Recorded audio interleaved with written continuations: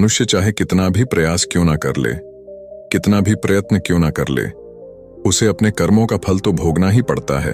चाहे मनुष्य कितना ही प्रयत्न कर ले, लेकिन वह कभी अपने कर्मों से बच नहीं सकता। जैसी करनी वैसी भरनी, यह वाक्य तो आपने सुना ही होगा। अर्थात जैसे आप कर्म करोगे वैसा ही आपको फल भी प्राप्त होगा। लेकिन मेरा एक प्रश्न है, क्या आप इस बात पर यकीन करते हैं कि जैसा आप कर्म करेंगे वैसा ही आपको फल भी मिलेगा? अब आप में से अधिकतर लोगों के मन में यह प्रश्न जरूर उठ रहा होगा, क्योंकि इसमें पूछने वाली बात क्या है? यह तो सत्य ही है कि जैसे हम कर्म करेंगे वैसा ही हमें फल भी मिलेगा। लेकिन एक बार के लिए आंखें बंद करके अपने आप से यह प्रश्न कीजिए, देखिएगा कि आपको इस प्रश्न का उत्तर स्पष्टता से नहीं मिल पाएगा। कहीं ना कहीं आपके मन में एक संशय जरूर होगा कि क्या यह बात सच है या झूठ। दोस्तों, आज इस कहानी से हम समझेंगे कर्मों का खेल। आखिर अच्छे कर्मों का फल अच्छा और बुरे कर्मों का फल बुरा कैसे होता है? बहुत समय पहले की बात है। किसी गांव में एक बहुत ही ज्ञानी पंडित रहता था। एक दिन वह अपने बचपन के दोस्त से मिलने के लिए दूसरे गांव में जा रहा था। उसका वह दोस्त बचपन से ही गूंगा और एक पैर से अपाहिज था। उस पंडित के गांव से उसके दोस्त का घर काफी दूर था। वहां जाने के लिए बीच बीच में कई सारे छोटे छोटे गांव पड़ते थे। पंडित रास्ते में अपनी धुन में चला जा रहा था। चलते चलते उसकी मुलाकात एक व्यक्ति से होती है। रास्ते में उसे एक आदमी मिलता है जो ऐसा लगता था कि वह किसी का इंतजार कर रहा था और वह भी पंडित के साथ चलने लगता है। उस आदमी को देखकर पंडित बहुत खुश हो जाता है। उसने सोचा, चलो अच्छा हुआ, साथ साथ चलने से उसका सफर आसानी से कट जाएगा। बात की शुरुआत करने के लिए उस पंडित ने उस व्यक्ति से उसका नाम पूछा तो उसने अपना नाम धर्मराज बताया। पंडित को यह नाम कुछ अजीब सा लगता है, लेकिन उसने नाम के विषय में कुछ और पूछना उचित नहीं समझा। दोनों धीरे धीरे साथ में चल रहे थे। तभी रास्ते में एक गांव आता है।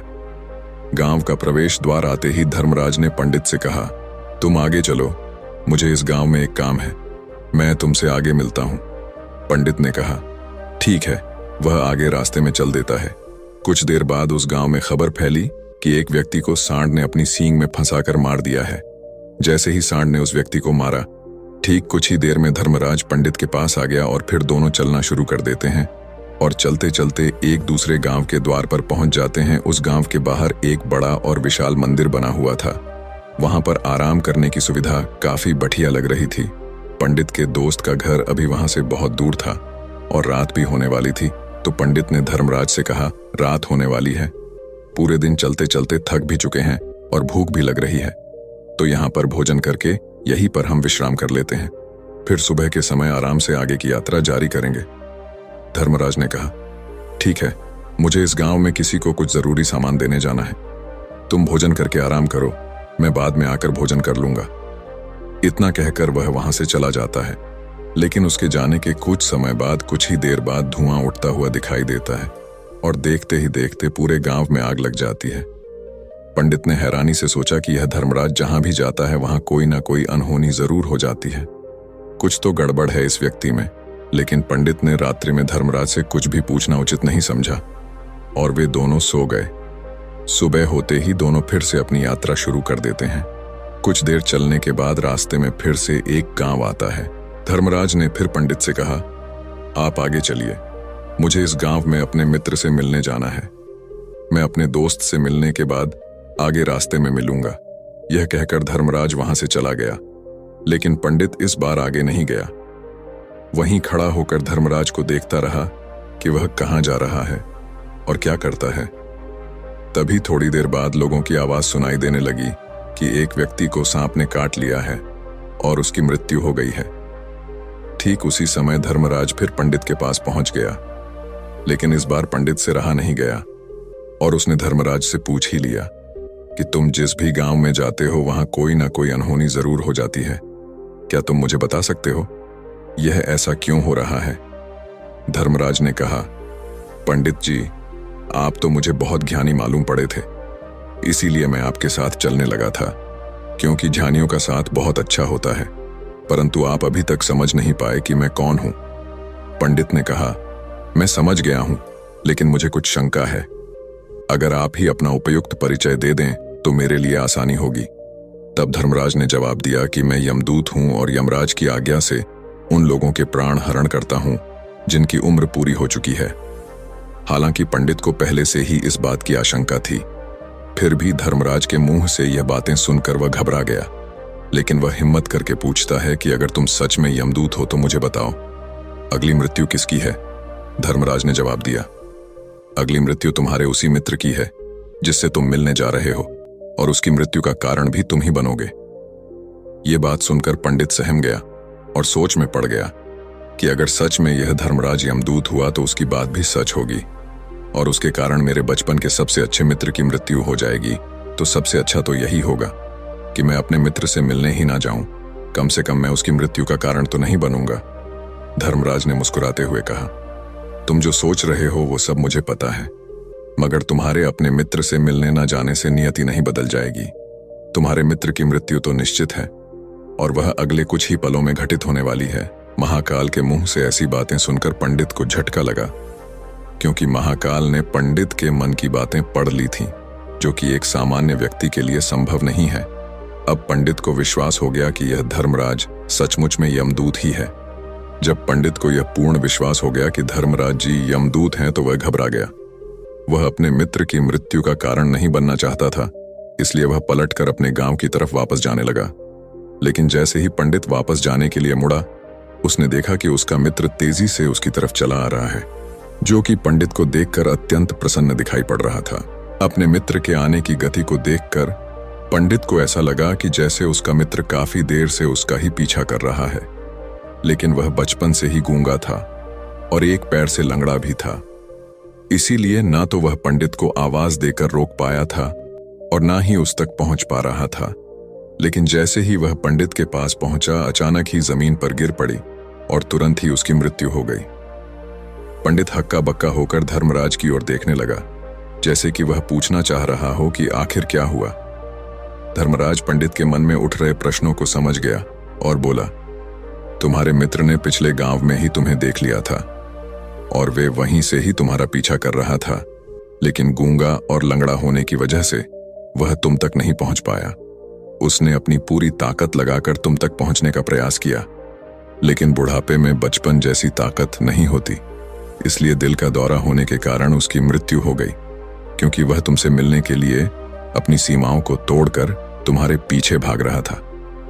इसलिए अपने मित्र की मृत्यु का कारण भी तुम ही कहलाओगे।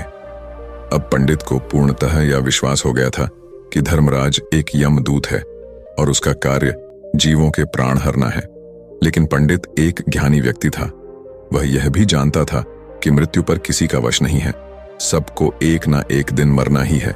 यही सोचकर उसने अपने आप को संभाल लिया। लेकिन अचानक ही पंडित के मन में अपनी मृत्यु के बारे में जानने की इच्छा हुई, इसलिए उसने धर्मराज से पूछा कि जब मृत्यु मेरे दोस्त की होनी थी तो तुम शुरू से ही मेरे साथ क्यों चल रहे थे? यह प्रश्न सुनकर धर्मराज जोर से हंसा और बोला, मैं तो हर पल हर क्षण सभी के साथ चलता हूं, किंतु लोग पहचान नहीं पाते, क्योंकि लोगों के पास अपनी समस्याओं के अलावा किसी और व्यक्ति, वस्तु या घटना के बारे में सोचने समझने या उसे देखने का समय ही नहीं होता। पंडित ने कहा, तो क्या तुम यह बता सकते हो कि मेरी मृत्यु कब, कहां और कैसे होगी? महाकाल ने कहा, हालांकि किसी भी सामान्य जीव के लिए अपनी मृत्यु के बारे में जानना ठीक नहीं है, क्योंकि कोई भी जीव हो या जानकर, वह अपनी मृत्यु के बारे में जानकर बहुत दुखी हो जाता है।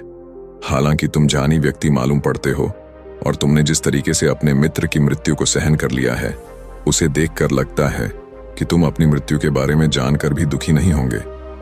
महाकाल ने कहा, तो सुनो, तुम्हारी मृत्यु आज से ठीक 6 महीने बाद आज ही के दिन किसी दूसरे राज्य में फांसी लगने से होगी, और सबसे हैरानी की बात तो ये होगी कि तुम स्वयं ही खुशी से उस फांसी को स्वीकार कर लोगे। इतना कहकर धर्मराज वहां से चला गया, क्योंकि अब धर्मराज के पास पंडित के साथ चलते रहने का कोई कारण न था। इसके बाद पंडित ने अपने मित्र के शरीर का अंतिम संस्कार किया और यथाशक्ति उसके क्रियाकर्म करके अपने गांव वापस आ गया। लेकिन कोई व्यक्ति कितना भी ज्ञानी क्यों ना हो, अपनी मृत्यु के बारे में जानकर दुखी तो होता ही है और मृत्यु से बचने का कोई ना कोई उपाय भी खोजता है। तो पंडित ने भी वही किया। क्योंकि पंडित विद्वान था, इसलिए उसकी पहचान उस राज्य के राजा तक थी। पंडित ने सोचा कि राजा के पास तो कई सारे ज्ञानी मंत्री हैं, वह मेरी मृत्यु से संबंधित समस्या का कोई ना कोई समाधान निकाल ही लेंगे। पंडित यही सब सोचता हुआ राज दरबार में पहुंच जाता है और राजा से सारी घटना के बारे में बताता है। राजा ने अपने मंत्रियों को सारी समस्या बताई और उनसे सलाह मांगी। अंत में सभी ने विचार विमर्श करके कहा, अगर पंडित की बात सही है तो उसकी मृत्यु भी 6 महीने बाद ही होगी, लेकिन मृत्यु तो तब होगी जब वह किसी दूसरे राज्य में जाएगा। यदि वह किसी दूसरे राज्य में जाए ही ना तो मृत्यु ही नहीं होगी। मंत्रियों की यह सलाह राजा को भी सही लगी। इसके बाद पंडित के रहने की सारी व्यवस्था महल में ही कर दी गई और राजा के आदेश के बिना उस पंडित से किसी को भी नहीं मिलने दिया जाता था। लेकिन पंडित कहीं भी आ जा सकता था, ताकि पंडित को यह न लगे कि वह राजा की कैद में है। परंतु पंडित डर के मारे स्वयं ही कहीं आता जाता नहीं था। धीरे धीरे महीने गुजरते गए और पंडित की मृत्यु का समय नजदीक आने लगा और अंततः वह भी दिन आ गया जिस दिन पंडित की मृत्यु होनी थी। तो जिस दिन पंडित की मृत्यु होनी थी उसकी एक रात पहले पंडित डर के मारे जल्दी ही सो गया, ताकि जल्दी से वह रात बीत जाए और अगला दिन आ जाए, ताकि उसकी मृत्यु टल सके। यही सोचकर वह जल्दी सो जाता है। लेकिन पंडित को नींद में चलने की बीमारी थी और अपनी इस बीमारी के बारे में वह स्वयं ही नहीं जानता था। तो फिर राजा मंत्री या किसी वैद्य को इसके बारे में बताने का कोई प्रश्न ही नहीं उठता। पंडित अपनी मृत्यु को लेकर बहुत चिंतित था।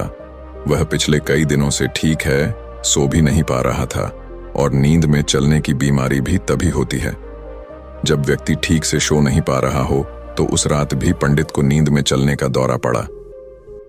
वह उठा और महल से निकलकर अस्तबल में गया। क्योंकि पंडित राजा का खास मेहमान था, इसलिए किसी भी पहरेदार ने उसे नहीं रोका और ना ही किसी तरह की कोई पूछताछ की। अस्तबल में पहुंचकर वह सबसे तेज चलने वाले घोड़े की पीठ पर सवार होकर नींद में ही अपने राज्य की सीमा से बाहर दूसरे पड़ोसी राज्य में चला गया। इतना ही नहीं, वह दूसरे राज्य के राजा के महल में पहुंच गया। उस महल के पहरेदार ने भी उसे नहीं रोका और ना ही कोई पूछताछ की। सभी लोग रात्रि का अंतिम प्रहार होने के कारण गहरी नींद में थे। वह पंडित सीधे राजा के सैन्य कक्ष में पहुंचा, जहां राजा और रानी सो रहे थे। वह पंडित वहीं जाकर सो गया। सुबह हुई तो राजा ने पंडित को रानी के बगल में सोया हुआ देखा तो राजा बहुत क्रोधित हो गया। राजा ने पंडित को कैद करने का आदेश दे दिया। पंडित गिरफ्तार हो गया, लेकिन पंडित तो भौंचक्का था। उसे तो कुछ समझ नहीं आ रहा था कि आखिर वह दूसरे राज्य में और राजा के सैन्य कक्ष में कैसे पहुंचा। लेकिन वहां उसकी यह सब सुनने वाला कोई नहीं था। अगली सुबह राजा ने पंडित को दरबार में पेश करने का आदेश दिया। कुछ देर बाद उस पंडित को दरबार में लाया गया। पंडित को देखते ही राजा इतना बबूला हो गया कि उसे फांसी पर चढ़ा देने का हुक्म सुना दिया। फांसी की सजा सुनकर पंडित कांप गया, लेकिन फिर भी थोड़ी सी हिम्मत जुटाकर राजा से बोला, महाराज, मैं नहीं जानता कि मैं राजमहल तक कैसे पहुंचा। मैं यह भी नहीं जानता हूं कि आपके सैन्य कक्ष तक मैं कैसे आया और आपके महल के किसी पहरेदार या सैनिक ने मुझे रोका क्यों नहीं। लेकिन मैं इतना जरूर जानता हूं कि आज मेरी मृत्यु होनी थी और वो होनी भी जा रही है। राजा को यह बात थोड़ी अजीब लगी। उसने पंडित से पूछा, तुम्हें कैसे पता कि आज तुम्हारी मृत्यु होनी है? राजा के इस प्रश्न के जवाब में पंडित ने पिछले 6 महीने का सारा वाक्य राजा को सुना दिया और बोला, महाराज, मेरा क्या किसी भी सामान्य व्यक्ति में इतना साहस नहीं कि वह राजा के सैन्य कक्ष में राजा की उपस्थिति में रानी के साथ सो जाए। राजा को पंडित की बात में थोड़ा तर्क दिखाई पड़ा, परंतु उसने सोचा कि यह मृत्यु से बचने के लिए धर्मराज और उसके द्वारा अपनी मृत्यु की भविष्यवाणी की कहानी बना रहा है। इसलिए राजा ने पंडित से कहा, यदि तुम्हारी बात सत्य है और आज यह तुम्हारी मृत्यु का दिन है जैसा कि यमदूत धर्मराज ने तुमसे कहा था, तो आज तुम्हारी मृत्यु का कारण मैं नहीं बनूंगा। लेकिन यदि तुम्हारी बात झूठी निकली तो निश्चित ही आज तुम्हारी मृत्यु का दिन होगा ना, क्योंकि जिस राज्य से पंडित आया था उस राज्य का राजा इस राजा का मित्र था। इसलिए इस राजा ने तुरंत अपने 2 सैनिकों को पड़ोसी राजा के पास भेजकर पंडित की बात की सत्यता का प्रमाण मांगा भेजा। भेजे गए सैनिक शाम तक लौटे और उन्होंने राजा को बताया कि महाराज, पंडित जो कुछ भी कह रहा है वह सब सत्य है। पड़ोसी राज्य के राजा ने पिछले 6 महीने से पंडित के रहने की सारी व्यवस्था अपने ही महल में कर रखी थी। पंडित राजा का खास मेहमान था। कल शाम राजा आखिरी बार पंडित से उसके कक्ष में मिले थे और उसके बाद यह इस राज्य में कैसे पहुंच गया इसकी जानकारी किसी को भी नहीं है।